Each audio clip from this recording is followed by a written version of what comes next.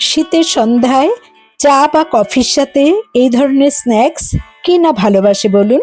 তা পয়সা দিয়ে বাইরের থেকে কিনে না এনে বাড়িতে সহজেই আপনারা এভাবে চিকেন চপ বানিয়ে নিতে পারেন, যা সসের সাথে খেতে অসাধারণ।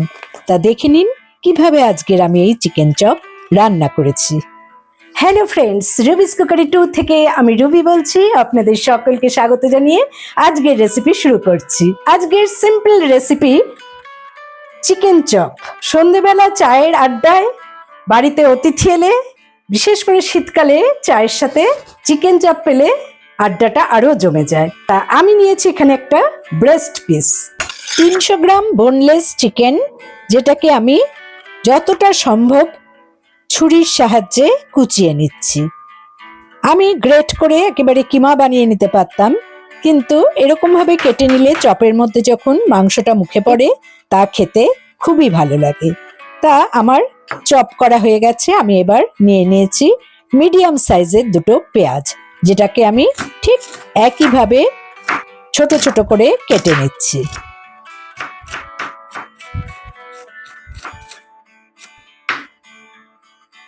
পেঁয়াজটাও কুচানো হয়ে গেল, এবার একটা বাটিতে তুলে নিচ্ছি।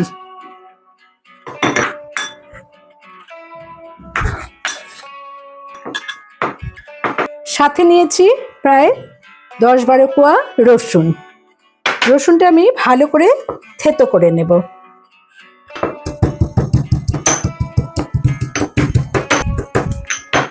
রসুন থেতো করা হয়ে গেছে, আমি একটা বাটিতে নিয়ে নিচ্ছি। একইভাবে আমি 3 থেকে 4টে কাঁচা লঙ্কা কুচিয়ে নিয়েছি। নিয়েছি 1 আঁটি ধনেপাতা কুচি। পেঁয়াজ এবং চিকেন এ দুটো আমি কুচিয়ে নিয়েছি।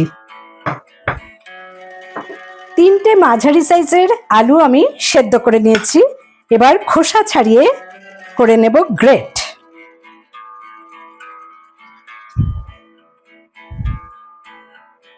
আলুগুলো খোসা ছাড়ানো হয়ে গেল, এবার আমি গ্রেট করে নেব।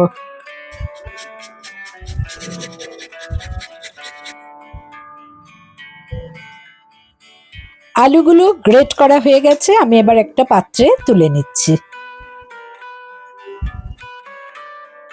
মোটামুটি সবকিছু রেডি। আমি এখন পুরটা আগে বানিয়ে নেব। বসিয়ে দিলাম ফ্রাই প্যান। আমি 3 টেবিল স্পুনের মতো সাদা তেল এখানে অ্যাড করে দিচ্ছি। তেল গরম হয়ে গেছে, আমি প্রথমে দিয়ে দিচ্ছি রসুন কুচি।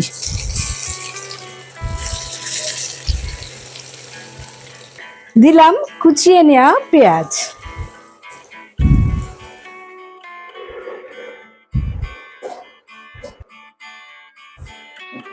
স্বাদ মতো লবণ। লবণ দেওয়ার সাথে সাথেই পেঁয়াজটা একটু নরম হয়ে যায়। দিলাম 1 টেবিল স্পুন আদা বাটা। আদা আর পেঁয়াজটা খুব ভালো করে নেড়ে নিচ্ছি। 2-3টে কাঁচা লঙ্কা কুচিয়ে আমি এতে অ্যাড করে দিলাম। এবারে দিয়ে দেব কুচিয়ে নেওয়া চিকেন।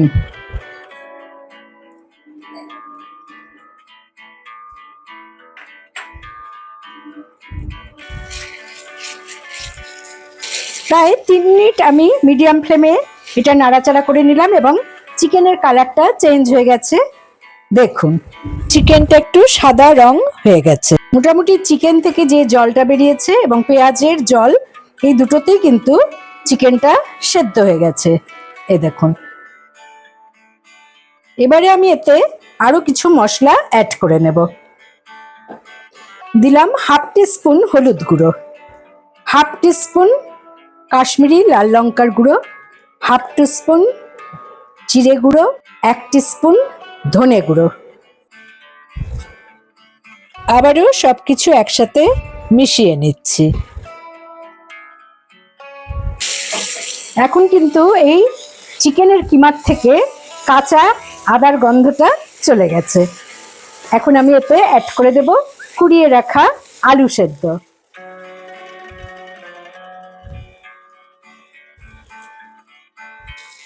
আলু চিকেন সবকিছু ভালো করে মিশিয়ে নিতে হবে।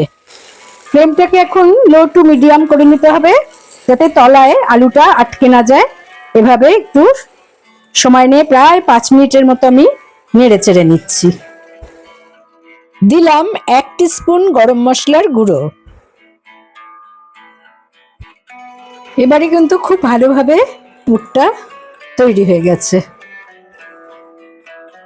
এতে অ্যাড করে দিচ্ছি কুচিয়ে রাখা ধনেপাতা।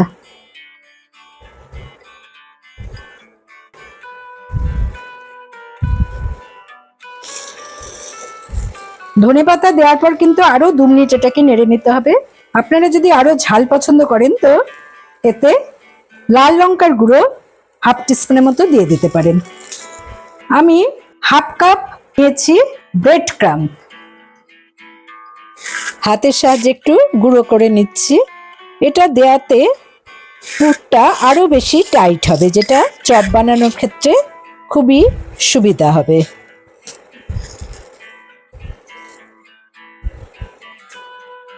এবারে সম্পূর্ণভাবে এটাকে ঠান্ডা করে নেব।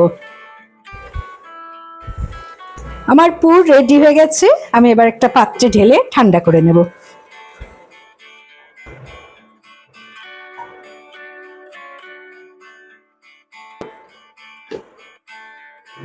পুরটা ঠান্ডা হয়ে গেছে, আমি এবারে হাতের মধ্যে সামান্য একটু তেল মেখে এগুলোকে গড়ে নেব।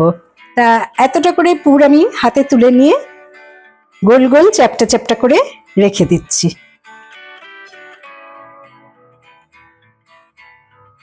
আপনারা চাইলে ওভাল শেপও করে নিতে পারেন।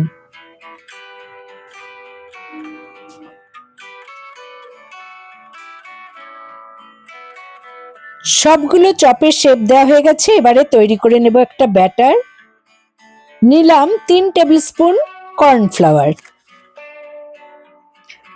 এর সাথে নিয়ে নিচ্ছি ময়দা 4 টেবিল স্পুন, 1 টিস্পুন সাদা তেল অ্যাড করে দিলাম। নর্মাল লবণ আমি নিচ্ছি 1/2 টিস্পুন, বিট নুন নিচ্ছি 1/4 টিস্পুন, সাথে নিচ্ছি গোলমরিচের গুঁড়ো 1 টিস্পুন। ভালো করে সবকিছু মিশিয়ে নিতে হবে। এবার আমি অল্প অল্প করে জল অ্যাড করে একটু পাতলা ব্যাটার বানিয়ে নেব। আপনারা চাইলে এখানে ডিম এবং কর্নফ্লাওয়ার দিয়েও ব্যাটারটা বানিয়ে নিতে পারেন। ডিমের ব্যাটারে ডুবিয়ে যদি চপ তৈরি করা হয় তাহলে তেলে ভাজার সময় তেলের মধ্যে একটা ফেনা উঠে যায়, তার জন্যই কিন্তু আজকে আমি ডিম ব্যবহার করিনি। কনসিস্টেন্সিটা এরকম হবে। মোটামুটি ব্যাটার রেডি, মাংসের পুর রেডি। এবারে আমি ঢেলে নিচ্ছি সাদা ব্রেড ক্রাম্ব। আপনারা চাইলে বিস্কিটের গুঁড়ো ব্যবহার করতে পারেন। আমি হাতের সাহায্যে ব্রেড ক্রাম্বগুলোকে আরেকটু গুঁড়ো করে নিচ্ছি। আমি এই ব্রেড ক্রাম্বের সাথে কিছু সিমুই মিশিয়ে দিচ্ছি, ভাজার পর খেতে খুবই ভালো লাগে। তাছাড়া ক্রিস্পিও হয়। একটু সিজনিং করে নিতে হবে। দিচ্ছি সামান্য লবণ আর দিলাম গোলমরিচের গুঁড়ো। এবারে চপগুলোকে বানিয়ে নেব। তা প্রথমে আমি ব্যাটারে ফেললাম, ব্যাটার থেকে তুলে ব্রেড ক্রাম্বে ফেললাম। প্রথম কোটটা একটু আলতোভাবে দিয়ে নিতে হবে। আবারও ব্যাটারে ফেললাম, একটা কাঁটা চামচের সাহায্যে এটাকে তুলে আবারও ব্রেড ক্রাম্বে ফেললাম। এভাবে দুটো কোট দিলে কখনোই ভাজার সময় ভেঙে যাওয়ার ভয় থাকবে না। একটা চপ রেডি। এভাবে একে একে সবগুলো বানিয়ে নেব। প্রথমে ব্যাটারে ফেলবো, একটা কাঁটা চামচের সাহায্যে ব্যাটার থেকে নিয়ে ফেলবো এখানে। তারপর একটু ব্রেড ক্রাম্ব মিশিয়ে দেব, আবারও ব্যাটারে ফেলছি। এইভাবে করলে খুব চটপট হয়ে যায়।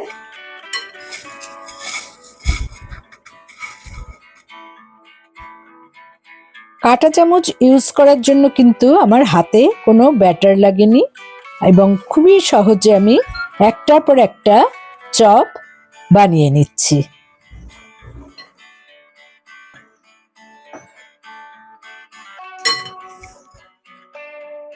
এভাবে করে আপনারা স্টোর করে ফ্রিজে প্রায় 1 মাস রেখে দিতে পারেন। সমস্ত চপ বানানো রেডি হয়ে গেছে। আমি এবারে ঢাকা দিয়ে 15 মিনিট এটাকে রেস্টে রেখে দেব, যাতে ভালো করে সেট হয়ে যায়। আধ ঘন্টা হয়ে গেছে। এবারে চপগুলো ভালো সেট হয়ে গেছে, আমি ভেজে নেব। চপগুলো সুন্দর সেট হয়ে গেছে। বসিয়ে দিলাম ফ্রাই প্যান। আমি রিফাইন্ড অয়েল অ্যাড করে দিচ্ছি, একটু বেশি পরিমাণে দিতে হবে, প্রায় 1.5 কাপের মতো আমি অ্যাড করে দিচ্ছি। তেল গরম হতে হতে আমি কিছু চপ ডিপ ফ্রিজে রেখে দেব এয়ার টাইট করে। সব চপ একসাথে আমি আজকে ভাজবো না। এভাবে চপ বানিয়ে ফ্রিজে রেখে দিলে হঠাৎ কোনো অতিথি বাড়িতে এলে কোনো অসুবিধা হয় না। তেল গরম হয়ে গেছে। একে একে চপগুলোকে তেলের মধ্যে ছেড়ে দিচ্ছি। তারপর ফ্লেমটাকে কিন্তু একটু মিডিয়াম করে নিতে হবে, আর সাইড থেকে তেলগুলো তুলে চপের ওপর দিয়ে দিতে হবে। দোকানে যখন চপ ভাজা হয় তখন প্রায় হাফ করা তেলের মধ্যে এগুলোকে ভাজা হয়, কিন্তু বাড়িতে আমরা কখনোই অত তেলে ভাজি না। তাই এই প্রসেসটা ফলো করলে কিন্তু সাইড থেকে চপগুলো ভেঙে যাবে না। চপগুলোকে একটু এক পিঠ সোনালি হলে আবার উল্টে দিচ্ছি। এভাবে 2-3 বার উল্টে পাল্টে এবং সাইড থেকে তেলগুলো ওপরে দিয়ে দিয়ে ভেজে নিতে হবে। দেখুন চপগুলোতে খুব সুন্দর একটা কালার এসেছে। এবারে চপগুলোকে আমি তেল থেকে একে একে তুলে নেব। আশা করি বন্ধুরা আজকের আমার বানানো এই চিকেন চপ আপনাদের ভালো লেগেছে। ভালো লাগলে আর দেরি না করে অবশ্যই বানিয়ে নিন বাড়িতে, এবং আমার চ্যানেলে অবশ্যই একটা লাইক করুন, কমেন্ট করুন এবং শেয়ার করুন। নতুন বন্ধুদের সাবস্ক্রাইব করার অনুরোধ রইল। পাশে বেল বোতামে অবশ্যই ক্লিক করতে ভুলবেন না, তাতে যখনই কোনো নতুন রান্নার রেসিপি শেয়ার করব তার নোটিফিকেশন সহজেই আপনারা পেয়ে যাবেন। ভালো থাকুন, সুস্থ থাকুন। পরের এপিসোডে নতুন রান্নার রেসিপি নিয়ে হাজির হব আমি রুবি।